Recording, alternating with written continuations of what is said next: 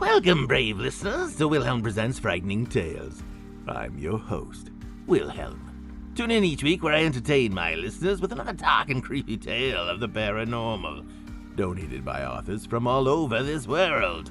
If you're an author of some paranormal fiction and would like to share a story with my listeners, submit one at frighteningtales.com. While you're there, tune in for more than 100 episodes of previous content.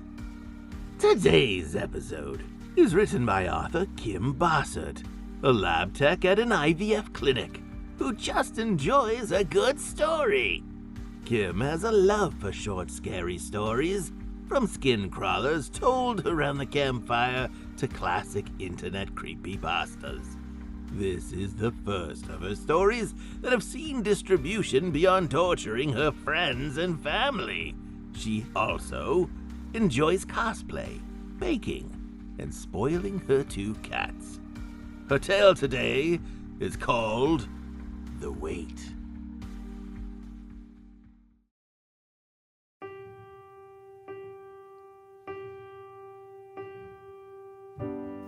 If just for a minute I'd fall asleep and not dream about you. I hate to admit it, I'm out of ideas, I don't know what to do. Most of the times I think I'll make it through, but all that it takes is one image of you and it shivers. Nobody knows the way it shivers. Nobody knows. I awoke to the deafening silence of my empty house. For years, my weekend alarm clock had been my son. From birth, he would wake me with the cry to be fed. Then, as the year progressed, he would shake me awake to play or to show me one of his juvenile creations with crayons or Lego bricks. I never thought that I would miss being jarred from sleep by tiny hands. But I would give anything to feel the springs creak as he leapt onto the bed, announcing his plans for the day. I closed my eyes again, hoping vainly to descend back into the void of sleep. It was no use. I slid out of bed and shuffled to the bathrobe discarded on the carpet. I put it on, the soft fabric feeling like a tender embrace. I felt fragile, like a blown glass Christmas ornament. I cracked at the thought of Christmas without him. I would have to face the baby's first Christmas ornament and the stocking with no gifts. I managed to push the thought down before my glass of self completely shattered and plodded into the kitchen. The bouquet on the table would have brought tears, but my eyes seemed to have dried out from the inside. I looked at the white roses now sagging and losing petals, and the red ribbon with my son's name, Joshua. Red was his favorite color. I should throw out this fading bouquet, but I just can't right now.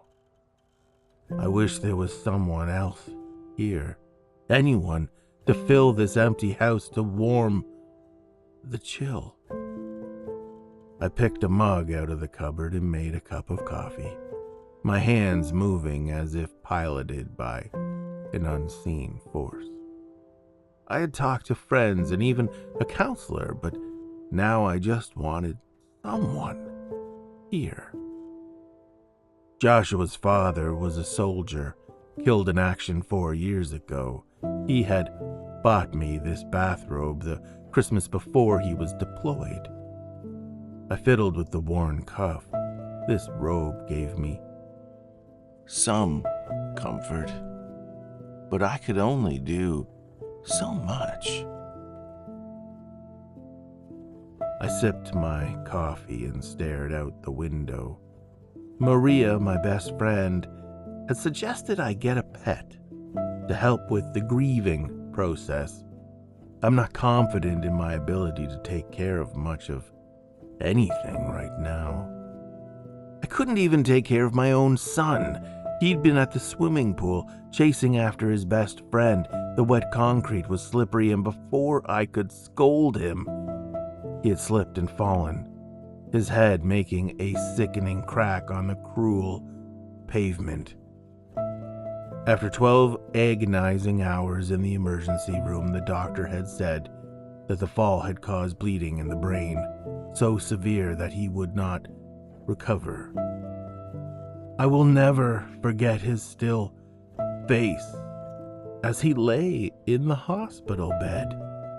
I took his little hand one last time before he faded away. My son, Joshua, was gone forever. I needed something else to think about. I was exhausted from reliving that night over and over. The sterile scent of the ER, the beeping and humming of the machines. I had spoken to a grief counselor, and she had said that my response was normal. Well, normal is miserable right now. I mentioned the idea of a pet, and she said that animals can provide comfort, especially for those grieving alone. I had never felt more alone in my life. Feeling resolved for the first time in days, I finished the last of my coffee, and I went to the bedroom to change out of the pajamas I'd worn for the past 2 days. I took off the robe and hung it in the closet. There. That was progress. I chose some yoga pants and a t-shirt and brushed my hair. I looked at my makeup strewn across the dresser and decided that I didn't have the energy. I'm dressed. That'll have to do for the animal shelter. The harsh beauty of a late spring day burned my eyes as I stepped outside. I searched directions for the nearest animal shelter and set out to find a furry grief buddy.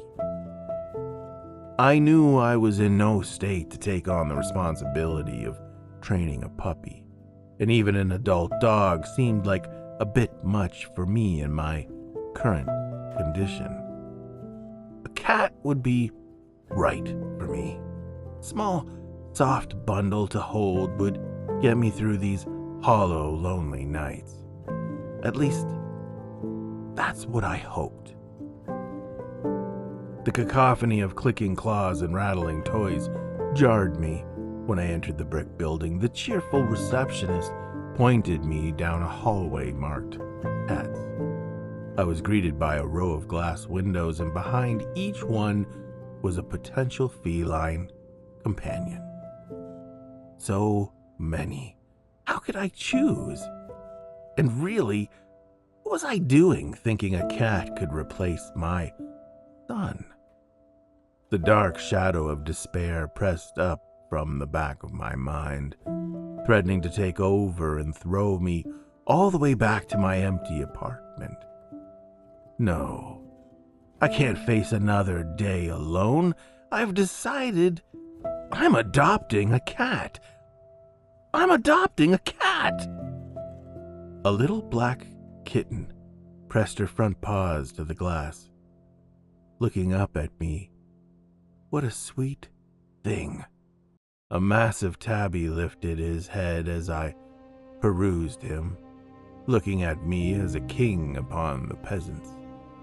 When my eyes found the next cage, my heart melted. A golden tabby cat looked up at me with clear green eyes. My Joshua had green eyes and beautiful blonde hair, just like this cat. It must be a sign. I looked at the tag in the corner. This was a female cat, 3 years old, named Belladonna. Belladonna could just be what I needed. A little bit of my son that I could hold close. I asked a worker if I could meet this lovely creature. I sat down in the meeting room, and the worker gently placed the cat on my lap.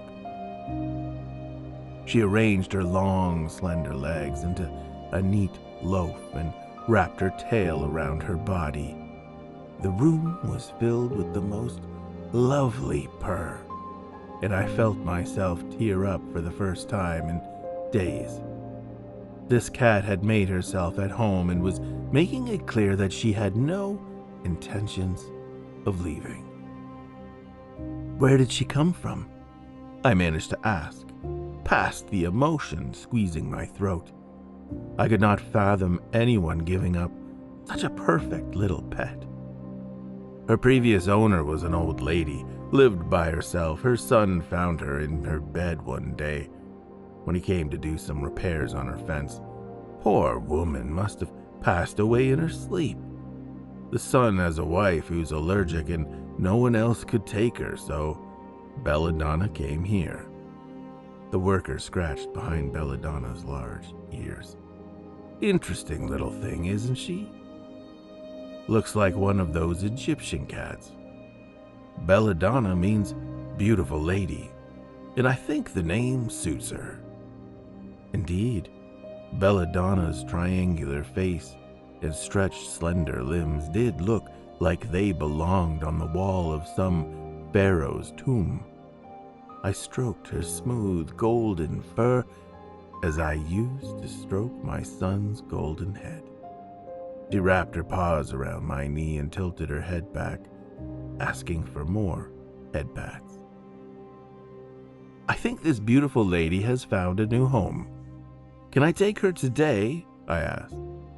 I could not bear to let this purring yellow creature out of my sight. The worker gave a soft smile. Of course. Let me get started on the paperwork. Have you had a cat before? Yes, my family had a couple when I was young and I took care of them. I can pick up what I need from the pet store. Okay. Go do that and I'll have everything ready for you to sign by the time you come back. You hear that, Bella?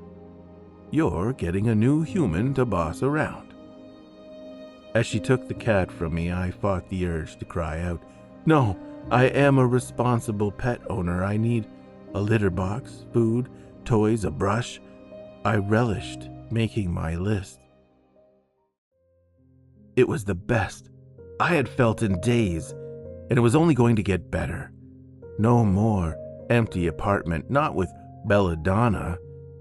While I arrived home and opened the carrier, Belladonna sauntered out with all the poise of a runway model. She lifted her pink nose to sniff at the unfamiliar air and turned those captivating green eyes to look at me and let out a rather loud meow. Does it meet with your approval, Lady Belladonna? I asked. I had forgotten how much I had liked our family cats growing up. They really were like living pieces of art, displaying themselves in patches of sunlight and reveling in human attention. Belladonna would have a fine home here. I was determined. I gave a weak smile and noticed that I was feeling a bit better already. I got to work making the house cat-friendly, preparing a litter box and setting out a bowl of food. Belladonna sniffed at the kibble, then settled herself down for a meal, neatly arranging her paws before she began to eat. Such good table manners. Belladonna spent the afternoon exploring her new home. She sniffed at every nook and cranny, finding every hiding place and soft object for later napping. She would come back to me every so often and meow until I stroked her silky fur. She was becoming my cat. I had heard the phrase, "You don't adopt a cat adopts you," and I could see that there was some truth in it. That evening, I was watching some mindless television with Belladonna purring on my lap. It had been a long day and I felt better, but still emotionally so fragile. My mind drifted to my son around the time I would have put him to bed. Yes, I would slice him an apple as a snack and read him a story, maybe one about a race car or an elephant. That horrible emptiness took over my entire being, and I was lost in thoughts of 1,000 goodnight kisses I'd never feel. A bed I'd never remind him to make. I felt a chill at the absence of little arms wrapping me in the biggest hug. Wait, that chill. It wasn't a memory. Belladonna had left my lap and was seated with all the dignity of a sentinel in the doorway to the bedroom. Those green eyes looked at me expectantly. "You want something, Bella?" I asked. "Meow," Belladonna responded, very authoritatively. Well, I guess I'd better see about that. I got up to see what she was trying to show me. Maybe she was one of those cats who likes water from the sink or wanted me to pick up a toy and dangle it for her. Belladonna leapt onto the bed and resumed her sentinel-like dance, her eyes on me. "You think it's time for me to go to bed?" "You're in charge of bedtime now?" I asked, feeling a little more than silly that I was having this conversation with a cat. But at the same time, what else was I going to do? Sit here and let despair sweep me away again? I was certainly tired. The sleep I had been getting over the last few days held no power to make me any less tired. Another emphatic meow from the bed made my decision for me. "Fine, I'll go to bed, but it's not because of you. I'm just tired," I said, even though I knew it wasn't true. I turned to the bedroom and heard Belladonna purring behind me. When I crawled between the sheets, the thoughts of my son began to play across the silence, like a demented movie. Since the accident, I had lain awake every night thinking of him, until the despair dragged me down into the temporary void of sleep. As the thoughts began their dance macabre, I found a new sensation interrupting the nightly spiral of pain. Belladonna placed a dainty paw on my stomach. She climbed onto my stomach and settled herself on my chest, poised like a sphinx looking into my face. I could see her outline faintly in the darkness, the large ears intent in the silence. I closed my eyes and focused on her weight on my chest. The memories and the thoughts were still there, but it was like the volume had been turned down. Belladonna was my weighted blanket, sinking me into the depths. When I awoke the next morning, Belladonna was still on my chest, looking at me with eyes as passive as sandstone carving. I looked into those big green eyes, and all I could think of was my dear Joshua saying, "Good morning, Mommy." "Good morning, Belladonna." She gave a perturbed trill when I moved her to get out of bed. I had slept through the night, and I was still so tired. I guess multiple nights of nightmares and late-night tears couldn't be undone in one night. I yawned and shuffled to the kitchen to make a coffee and figure out breakfast. I moved carefully to avoid stepping on Belladonna, who was weaving around my legs in a bid for my attention. "Yes, Miss Bella, I'll get you some breakfast. Give me a minute." I liked talking to my new pet, even if she probably didn't understand me. It kept the silence of the empty house from becoming too crushing. I still ached for my son, but at least I could have Belladonna. I sat down with a cup of coffee and a muffin dropped off by someone offering condolences.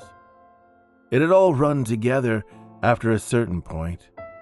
I thought about my work. My boss had said I could take as much time off as I needed. Bless him. But I should think about going back. Maybe the worst part was over and I should try to go in tomorrow. I yawned. Okay. A good night's sleep tonight and I'll go to work tomorrow. I sent my boss a message saying I'd be in tomorrow and decided to scroll social media while I finished my coffee. I looked at Facebook for a couple of minutes before I couldn't stand it anymore. All of my friends with their children, relatives on baby number 3 or 4, and here I was, my one baby, gone. I tossed my phone aside and decided to watch some daytime TV. Nothing like learning about a new miracle egg slicer to dull the cold pain in my chest. That afternoon, I went to Joshua's grave. I felt drawn there, the same way your tongue is drawn to the hole when you lose a tooth. His grave was covered in flowers, most of them red as I approached.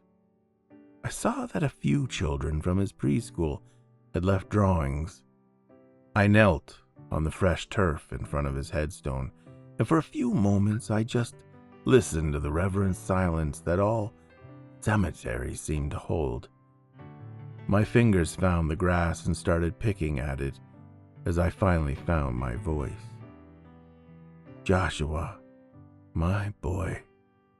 I choked down the rising lump in my throat. I miss you so much. I can't go an hour without thinking of you. I paused again. I know that you are somewhere so happy with Daddy. I choked at the thought of my husband. I composed myself again and I went on. But I'm still here, and I still love you more than you will ever know. I know you wouldn't want me to be sad, and I'll try to learn to be happy again. I'll wipe a tear from my cheek. I got a kitty. You would love her. Her name is Belladonna, and she's blonde, just like you. She likes to sleep on my chest. She keeps me safe. I want you to know that Mommy is not alone. I wiped another tear. How I longed to gather Joshua in my arms just one last time. I don't know how long I sat there, my legs going stiff and the breeze drying my tears to salt. When I finally could muster the strength to stand, I collapsed back into the grass, my legs stinging with pins and needles. Even through the cold stone in my chest, I laughed at how silly I must have looked. I struggled to my feet and staggered to my car. If just for a minute I'd fall asleep and not dream about you. I hate to admit it, I'm out of ideas, I don't know what to do. Most of the times I think I'll make it through, but all that it takes is one image of you and it shivers. Nobody knows the way it shivers. Nobody knows. When I got home, Belladonna was waiting, sitting very still with her tail around her legs. She really was like a little Egyptian goddess. She purred as I picked her up. It felt good to have something warm and soft in my lonely arms. I decided to warm up one of the many casseroles in my freezer and share an evening with my new furry companion. That evening, as I lay sprawled on the couch, immersed in the latest Netflix drama series, Belladonna abruptly leapt from my bed and sat in the bedroom door again. When I ignored her, she meowed loudly. "Not yet, Bella. Maybe after this episode," I said, fully aware that I was negotiating with a cat. "Meow," she said, insistent. I tried to ignore her, but she stared at me, unmoving, and kept meowing. "Fine, I have work tomorrow anyway." I turned off the TV and I got ready for bed. It was the opposite of Joshua, who never seemed to want any day to end. If he could play forever, he would. As I crawled into bed, I thought of how much I longed to play with him again, to draw pictures, play catch, and build puzzles. The familiar memory reel began winding up. The sadness of a life lost closing around me in the darkness. I felt a paw on my stomach. Belladonna was back, and she settled herself on my chest as she had last night.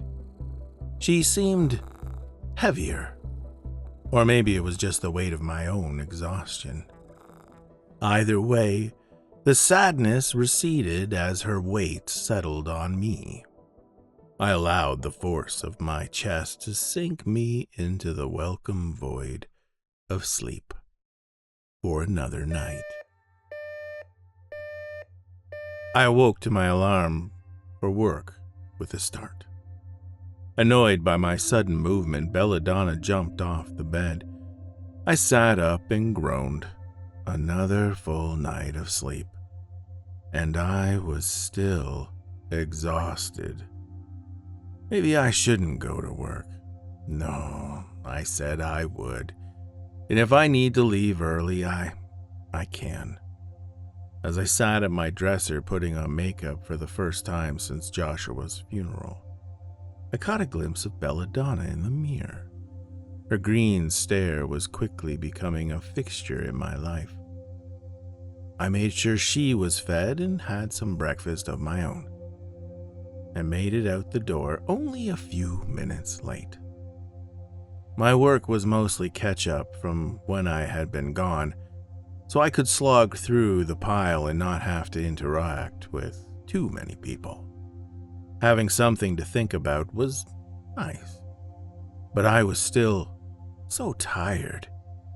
My boss came by my desk in the afternoon. "How are you feeling?" he asked, sympathetically. "I think I'm doing better. I'm still exhausted, but I'm glad I came to work today. Thank you for checking up on me."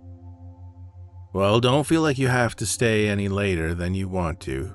Here, we all signed this for you." He handed me an envelope. "Take care." He quietly walked back to his office. I opened the envelope and teared up at the sweet sympathy card inside, signed by the entire office. I slipped it into my purse and finished up a few more tasks before heading home. Belladonna was waiting for me once again, and I smiled as I saw her. It was so nice to come home to something other than an empty apartment. I heated up some more of the seemingly endless casserole and settled down for another quiet evening. Work had drained what little energy I had, and I didn't even put up a fight when Belladonna performed the nightly ritual of sending me to bed. As I lay down, she settled herself on my chest again, and her weight seemed almost too much. She was a slender cat, and she can't have put on much weight in the few days I had owned her. It must be the weight of my own exhaustion. I didn't fight the pull of sleep and was lost to the world once more. When my alarm went off the next morning, I was still half asleep as I turned it off and threw off the covers. Still so tired.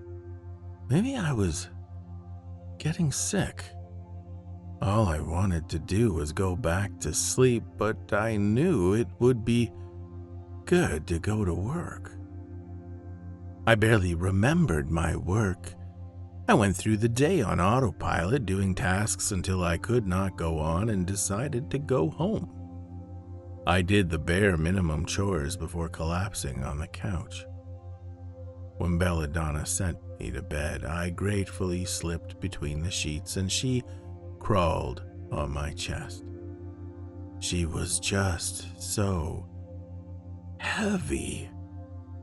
I felt like I was having trouble breathing, and I looked at her silhouette in the dark. I could feel her eyes on me. Why are you so heavy? I thought. You're just a little cat. I focused on breathing against the weight, and before I knew it, I was asleep. The next day, what happened? I was so foggy, so tired. Was the cat stopping me from taking a deep breath? Was that why I was so tired? I had never heard of anything like that, but it was the only explanation I could think of. I decided that much, as I liked having her and me. Belladonna would sleep in the living room that night. When Belladonna meowed at me, I got ready for bed, then gently placed her outside the door before closing it. She immediately started yowling like she was being tortured. She was giving a new meaning to the term caterwauling, and I was worried she would disturb the neighbors. I opened the door and the noise instantly stopped, replaced by a familiar purr. "All right," I muttered, "but you're not laying on my chest, you diva." I lay down again and shoved Belladonna away as she tried to climb on my chest. She persisted and I shoved again. We repeated this dance several times before I relented. I'm being silly, I thought. She's just a cat. And you probably just need some vitamins, like iron or B12 or something. I resolved to pick up some supplements on my way home from work tomorrow. That was my last coherent thought before Belladonna settled on my chest. So heavy. Could I even move her if I tried? But I was too tired to try. I was plunged into the depths of sleep once more. The next day, I could only make it through half a day at work, even with several cups of coffee. My boss saw my slouched posture and glazed expression and sent me home. I tried to tell him that I was sleeping just fine, but he was hearing none of it. I stopped at the drugstore on the way home and picked up some vitamins that are supposed to promote healthy energy and mood. I knocked back a couple and did a little more than exist for the rest of the day. When Belladonna sent me to bed, I did not have it in me to fight her, so I got into bed and let her lay on my chest. Her weight was nothing short of crushing.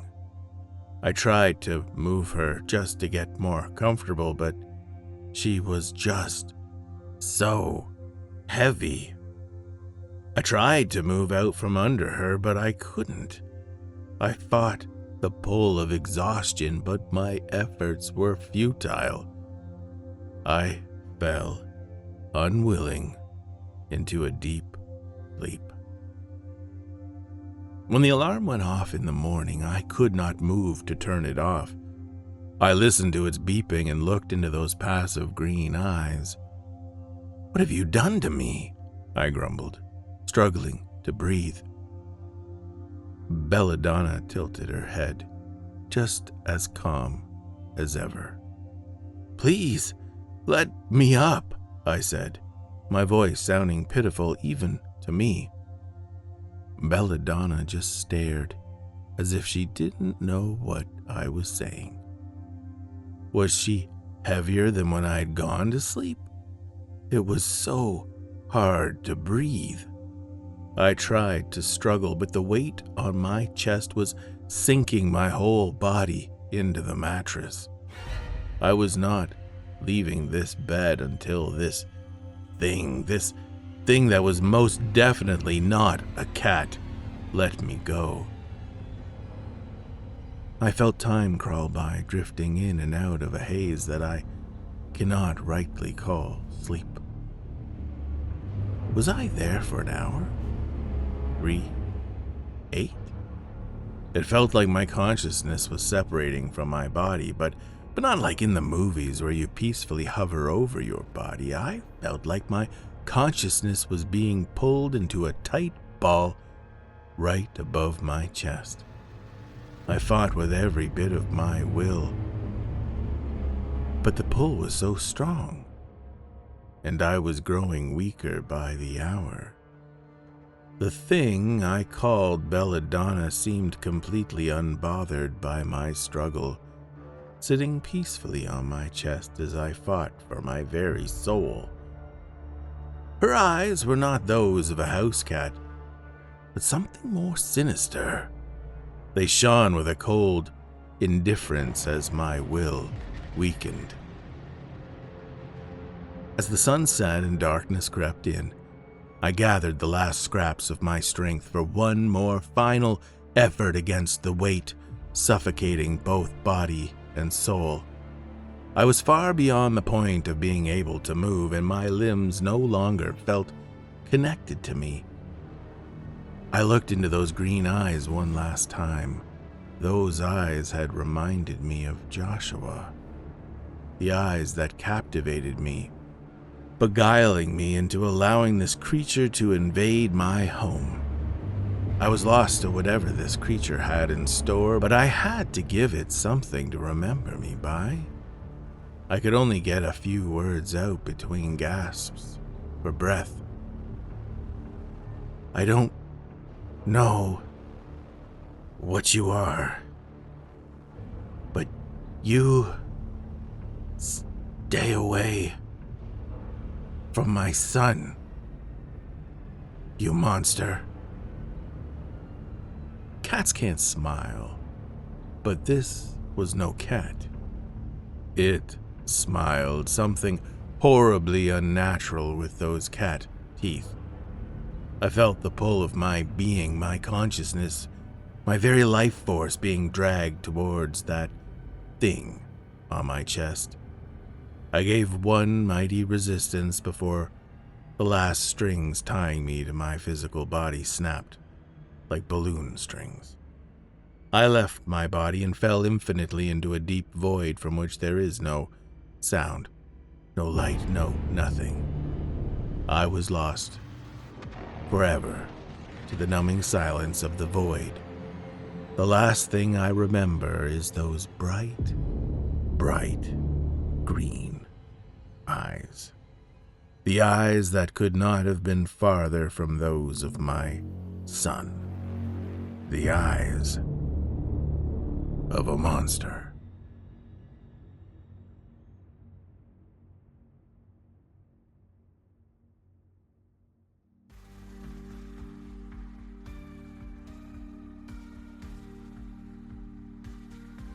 Thank you, brave listeners, for joining me today. Please join me again next week for another frightening tale, or listen to one of more than 100 previous episodes. If you enjoyed your time here, please support my work. If you've been watching on YouTube, like the episode and subscribe to the channel. If you've been tuned in on Apple Podcast, please rate the channel as you see fit. And if you've been listening to the program on Spotify, I'd love to hear your comments. Most of all, share frightening tales with those around you and support today's authors however you can. Until next time, when I share with you another frightening tale, listen if you're brave enough.